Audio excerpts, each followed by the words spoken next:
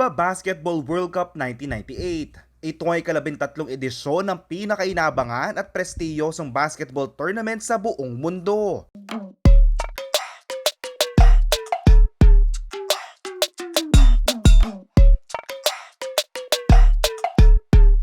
Tumungo muli ang torneo sa Europa at napili ang Greece na tumayo bilang host nation mula July 29 hanggang August 9, 1998.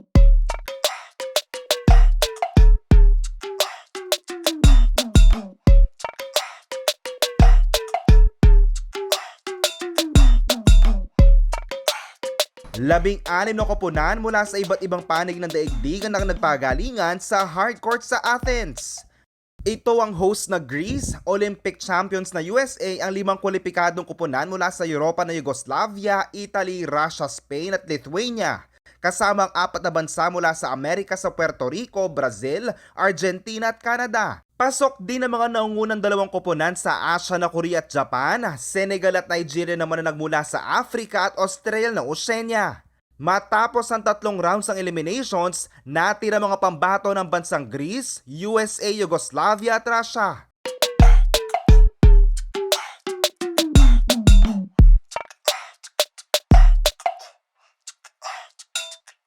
Sa Battle for Bronze ay tinambakan ng Team USA ang host team na Greece sa score na 84-61. Habang dikit naman ang finals match ng Yugoslavia at Russia, ngunit na naigang grit ng mga Yugoslavians.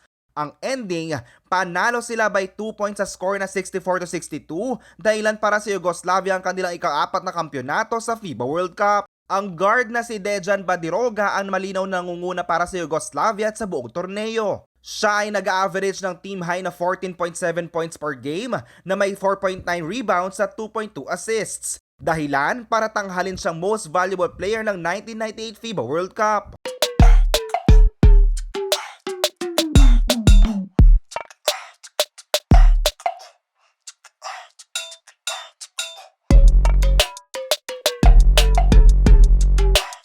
Samantala, Pilipinas, excited na ba kayo para sa August 25? Get ready to be part of history and cheer for your basketball idol sa FIBA World Cup 2023 for as low as 499 pesos. Mabibili sa ticketnet.com.ph sa mga passes para sa Araneta Coliseum at Philippine Arena Games. Sa smtickets.com naman, pwedeng bumili ng ticket para sa mga laro sa Mall of Asia Arena. Unang magsasalpukan na Angola at Italia at Pilipinas sa Dominican Republic sa doubleheader opening day sa Philippine Arena this August 25. Maaari ding bumisita sa website at Facebook page ng FIBA World Cup para sa iyo pa mga detalye at schedule ng mga laro. JM De Jesus, CLTV 36 News.